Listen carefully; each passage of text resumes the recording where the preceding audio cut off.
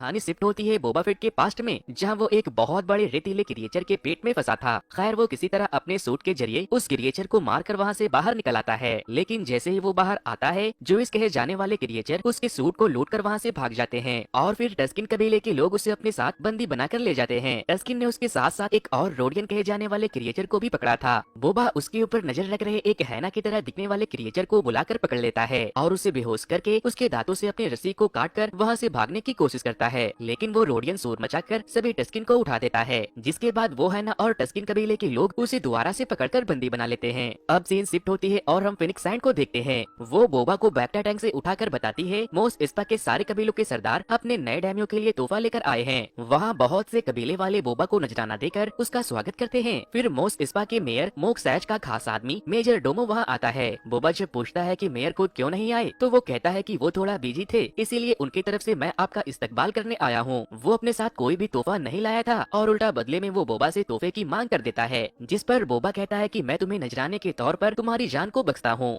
फिर बोबा को Lord fate नाम के एक कबीले वाले दो गमोरियंस गिफ्ट करते हैं, जिन्होंने उनके पुराने मालिक को मारकर उसे बंदी बना लिया था। वो कहते हैं कि इस पर इतना जुल्म करो कि आपके दुश्मन आपके खिलाफ बगावत करने से पहले इनके बारे में सोचे। बोबा कहता है मैं जुल्म नहीं करता और फिर वो उन गमोरियन से पूछता है कि क्या अगर मैं तुम्हें बख्श दूं तो क्या तुम अपने पिछले मालिक की तरह वफादारी निभाओगे। जिसके बाद से वो दोनों बोबा फेट के पर्सनल बॉडीगार्ड बन जाते हैं। फिर वो सारे लोग मिलकर शहर का मुआयना करते हुए सैंक्चुरी में जाते हैं, जहाँ उन्हें गार्सा की तलाश थी। तभी गार्सा के दो लोग वहाँ आते हैं और कहते हैं कि जब तक मैडम गार्सा यहाँ आती है मैं आपके हेलमेट को चमका देता हूँ। तभी गार्सा भी वहाँ आ जाती है। बोबा उसे खुद को इंट्रोड्यूस करता है। वो कहता है कि बिग फोर्टूना की कुर्सी पर, और अब जब तुम्हारे सर पर मेरा हाथ है तो मैं तुम्हें बता दूं कि तुम्हें कारोबार करने में कोई दिक्कत आने नहीं दूंगा। वो उसे नजराने के तौर पर बोबा और फिनिक दोनों के हेलमेट में बहुत सारे सोने के सिक्के को देता है। बोबा और फिनिक जब वहाँ से निकलते हैं तो कुछ एसेसिन उनके ऊपर हमला कर देते हैं। उनके हाथों से सिक्कों से भरा हेलमेट गिर जाता है। वो लोग फिनिक और बोबा को घेर कर उनके ऊपर हमला कर देते हैं और इधर कुछ जिवीस वहाँ आकर उनके सिक्कों को चुराने लगते हैं। वो लोग बोबा और फिनिक को इंजर्ड कर रहे थे और तभी दोनों गमोरियंस वहाँ आकर उनके ऊपर हमला कर देते हैं। वो चारों मिलकर सारे एसेसिन को मार देते हैं, लेकिन उनमें से दो बचकर भाग जाता है तो फिनिक उसका पीछा करती है और एक को मारकर दूसरे को बंदी बना लेती है। इधर दूसरी तरफ हम देखते हैं कि दोनों गमोरियंस बोबा को ले जाकर उसके बैक्टा टैंक में सुला देता है, क्योंकि बोबा जब भी घायल होता था तो उसे ठीक होने के लिए उस बैक्टा टैंक में सोना पड़ता था। और उसमें सोते ही बोबा एक बार फिर अपने सपनों के साथ फिर से पहुंच जाता है अपने पास्ट में,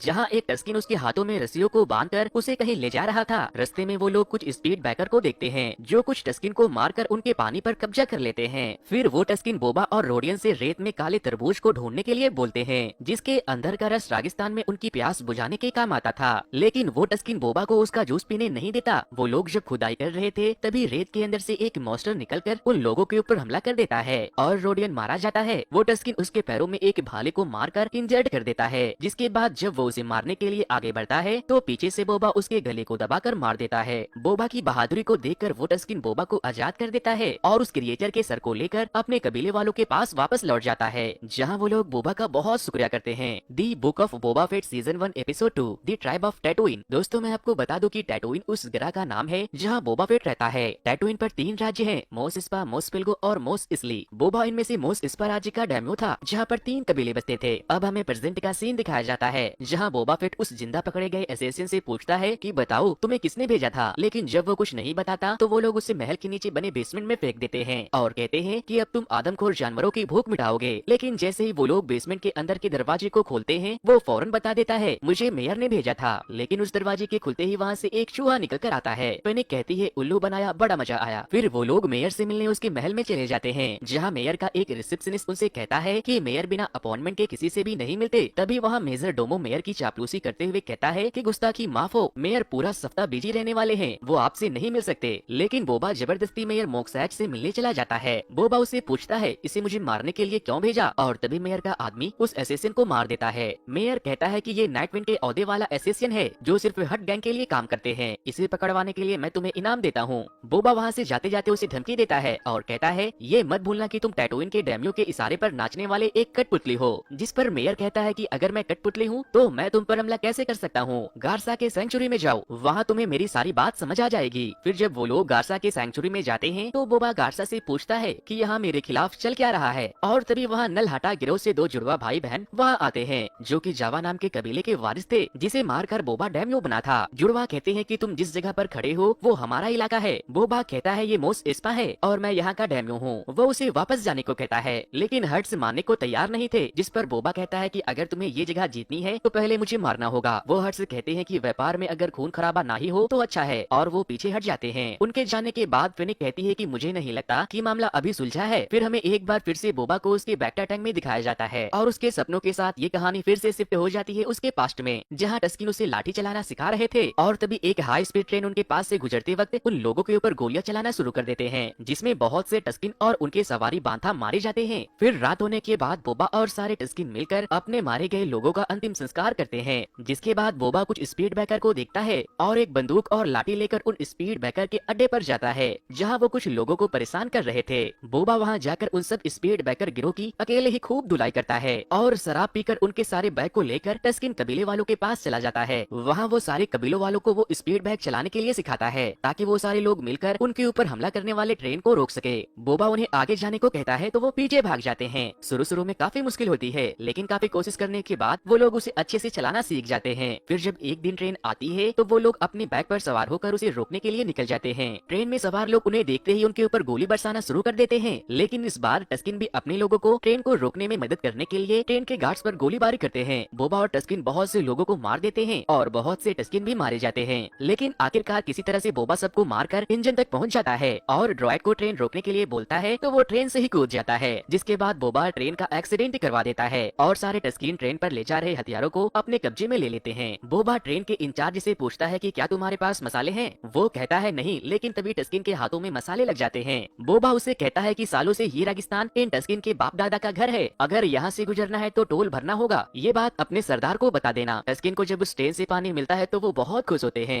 फिर जब रात होती है तो टस्किन बोबा से खुश होकर उसे एक छिपकली गिफ्ट में देते हैं, जो उसके नाक में घुस जाती है। बोबा कहता है ये छिपकली तो बहुत बदमाश है, सीधा नाक में ही घुस गई। छिपकली के उसके नाक में जाते ही बोबा एक रहस्यमयी पेड़ के पास चला जाता है, जिसकी जड़ें बोबा को दबाने लगती है, लेकिन बोबा वहाँ उस पेड़ से एक लकड़ी को लेकर वापस लौटता है। उसे वापस देखकर कबीले वाले बहुत खुश होते हैं। फिर जब रात होती है तो वो लोग बोबा को अच्छे से तैयार करते हैं और उसके द्वारा लाए लकड़ी से वो लोग उस लाठी को बनाते हैं, जो लाठी हर एक टस्किन के पास था, और अब बोबा भी एक टस्किन बन चुका था। फिर वो लोग बोबा के साथ जश्न मनाते हैं और खूब डांस करते हैं। The book of Boba Fett season 1 episode 3 the street of मोस स्पा। अब सीन शिफ्ट होती है प्रेजेंट में, जहां बोबा का एक ड्रॉइड उसे सारे कबीलों वालों के बारे में बता रहा था। तभी वहां लोर्थापिल नाम का एक पानी का व्यापारी आता है। वो कहता है हुजूर, आपकी कोई इज्जत ही नहीं है। लॉर्ड फॉर्टूना के मरने के बाद गुंडागर्दी बढ़ गई है, कुछ सड़क छाप लोग मेरे पानी को चुरा रहे हैं, और ऐसा पिछले किसी भी डैमियों के होते हुए नहीं हुआ। जिसके बाद बोबा उन लुटेरों से मिलने जाता है कि तुम्हें यहाँ पानी कहाँ से मिला? तो वो लोग बोबा से कहते हैं हम बेरोजगार हैं, इसीलिए ऐसा करना पड़ता है। उनके बातों के सुनने के बाद वो कहता है कि ठीक है, फिर अब से तुम मेरे लिए काम करोगे। लेकिन तभी वो पानी का व्यापारी वहाँ आकर कहता है कि नहीं, तुम इन चोरों को सजा देने की बजाय काम पर नहीं रख सकते। जिसके बाद बोबा उसे उसके पानी की कीमत चुकाता है और पानी के दाम को कम करने का आदेश देता है, और वो सारे लुटेरे बोबा के साथ चले जाते हैं। अब सीन शिफ्ट होती है एक बार फिर से बोबा की बैक्टा टैंक के साथ उसके सपनों से उसके पास्ट में, जहाँ वो टस्किन के रेगिस्तान से एक बांथा को लेकर मोसा इसली में पैक से मिलने जाता है। बोबा कहता है कि मैं यहाँ टस्किन के रेगिस्तान से तुम्हारे मसाले सही सलामत लाने ले जा देने के लिए टैक्स लेने आया हूँ। वो कहता है कि तुम जिस क्षेत्र से हमारे सामान को सुरक्षित रखने की बात कर रहे हो, उसके लिए स्पीड बैग गैंग के लोग टैक्स ले चुके हैं। मैं सुरक्षा के नाम पर 2 गिरोह को टैक्स भरकर अपना घाटा नहीं कर सकता। जिसके बाद बोबा कहता है ठीक है, मैं उनसे निपट लूंगा। फिर जब बोबा वापस से टस्किन कबीलों वालों के पास लौटता है तो किसी ने पूरे टस्किन कबीले का नामो निशान मिटा दिया था। वो वहाँ स्पीड बैग्स गैंग के सैम्बल को भी देखता है और फिर वो सारे टस्किन का अंतिम संस्कार करके एक बांथा को लेकर वहाँ से निकल जाता है। तभी अचानक से सीन शिफ्ट होती है और क्रिसेंटन बोबा को बैक्टा टैंक से निकालकर उसके ऊपर हमला कर देता है। वो बोबा को खूब मारता है, लेकिन तभी बोबा के बाकी के लोग वहाँ आकर उसे बहुत मारते हैं, लेकिन वो उनके आगे टिक नहीं पा रहे थे। गमोरियन भी उसके सामने कुछ नहीं थे और तभी फेनिक बेसमेंट के दरवाजे को खोलकर उसे उसके अंदर बंद कर देती है। जिसके बाद दोनों जुड़वा भाई बहन बोबा से मिलने आते हैं और बोबा से माफी मांगते हैं। वो उसे कहते हैं कि तुम क्रिसेंटन को छोड़ दो और हम तुम्हें उसके बदले में एक नायाब तोहफा देते हैं। बोबा कहता है तुम हमारे ग्रह टैटोइन को छोड़ दो और मैं तुम्हें छोड़ दूंगा। अब हम बहुत जल्द अपने प्लेनेट हुटा पर वापस लौट रहे हैं, क्योंकि ये जगह अब मेयर मोक्सैज की होने वाली है। बोबा जब क्रिसेंटन को छोड़ता है तो उससे कहता है दोस्त एक सलाह देता हूँ, वो तो वापस जा रहे हैं, लेकिन तुम इनके जैसों के लिए दोबारा कभी मत काम करना। फिर बोबा उस रैनकोर कहे जाने वाले क्रिएचर को अपने बेसमेंट में लेकर जाता है, जहाँ उसकी देखभाल करने वाला मास्टर बोबा को बताता है कि अभी ये एक बच्चा है और मैंने इसे पालतू बनाने के लिए इसकी आंखों पर पट्टी बांधी है। वो कहता है कि ये जितने खुखार होते हैं उतने ही अच्छे होते हैं, ये अपने मालिकों पर जान छिड़कते हैं, आपको इसका मालिक बनने के लिए इसके साथ बस थोड़ा वक्त गुजारना होगा। बोबा बहुत जल्द उस क्रिएचर से घुल मिल जाता है और वो क्रिएचर उसे बहुत जल्दी पसंद भी करने लगता है। मोक्सैज सैज से मिलने जाते हैं और अगेन मेजर डोमो उनसे कहते हैं कि मेयर बहुत मसरूफ है, आने वाले 20 दिनों तक उन्हें सांस लेने की फुर्सत नहीं है। फेनिक उसे डराने की कोशिश करती है तो वो अंदर जाकर दरवाजे को बंद कर लेता है। जब फेनिक दरवाजे को तोड़कर अंदर जाती है तो वो वहाँ से भाग चुका था, जिसके बाद रैस और स्केट अपने बाकी के लोगों के साथ उसका पीछा करते हैं। मेजर बहुत साड़ा बनने की कोशिश करता है और वो रैस और स्केट को चकमा देता है, लेकिन रैस किसी तरह से उसके कार का एक्सीडेंट करवाकर उसे पकड़ लेती है। बोबा उससे पूछता है कि मेयर कहाँ है, तो वो बताता है कि वो भाग गए हैं और वो जाकर पैक्स से मिल गए। थोड़ी देर के बाद स्केट बोबा को खबर भेजता है कि स्टार लाइनर में बैठकर बहुत से पैक्स हमारी ग्रह पर आए हैं, जिसके बाद बोबा समझ जाता है कि पैक्स उसके खिलाफ जंग की तैयारी कर रहे हैं और मोस स्पा का मेयर मोक सैज उससे मिल गया है।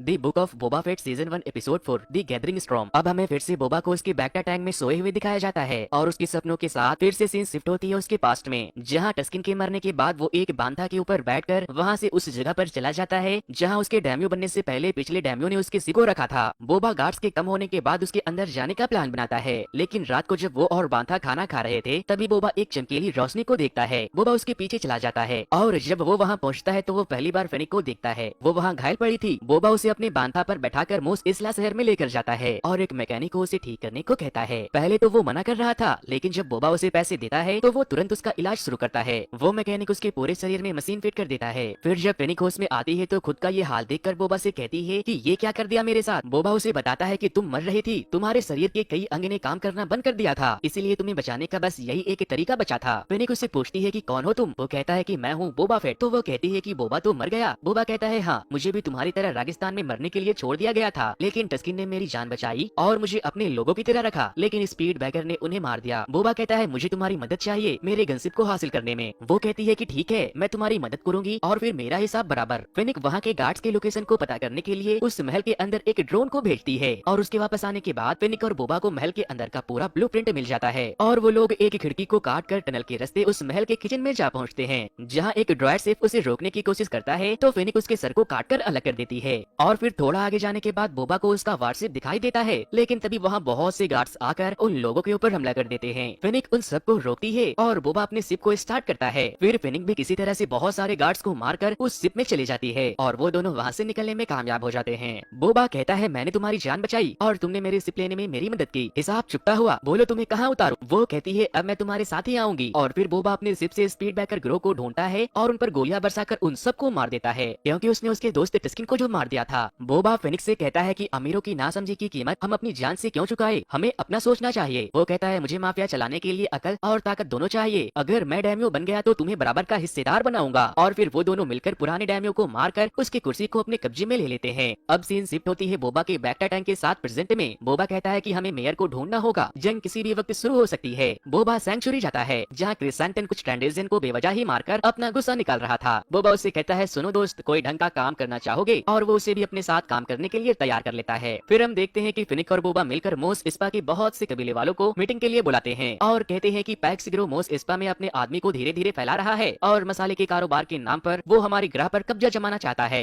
वो दिन दूर नहीं जब हम सभी पैक्स के गुलाम बनकर रह जाएंगे। बोबा उनसे कहता है कि मैं चाहता हूँ कि तुम उसे खत्म करने में मेरी मदद करो, जिस पर एक मेंबर कहता है कि क्यों ना मैं तुम्हें ही मारकर डैम्यो बन जाऊं। तभी बोबा का पालतू मॉन्स्टर रैनकॉर जब नीचे से चिल्लाता है तो वो बहुत डर जाते हैं। फिर वो लोग कहते हैं मसाले के कारोबार से हमें फायदा है और पैक्स तुम्हारे इलाके में कब्जा कर रहे हैं, इसमें हम अपने लोगों की जान खतरे में क्यों डालें। जिसके बाद बोबा कहता है कि ठीक है, मैं अकेले लड़ूंगा, लेकिन अगर जंग हुई तो तुम पैक्स गिरोह का साथ नहीं दोगे। वो लोग कहते हैं ठीक है, हमें मंजूर है। फिर जब वो लोग वहाँ से चले जाते हैं तो बोबा फेनिक से कहता है कि हमारे पास दौलत तो बहुत है, लेकिन ताकतवर साथियों की कमी है। जिस पर फेनिक कहती है पैसों से ताकतवर साथियों को खरीद सकते हैं, बस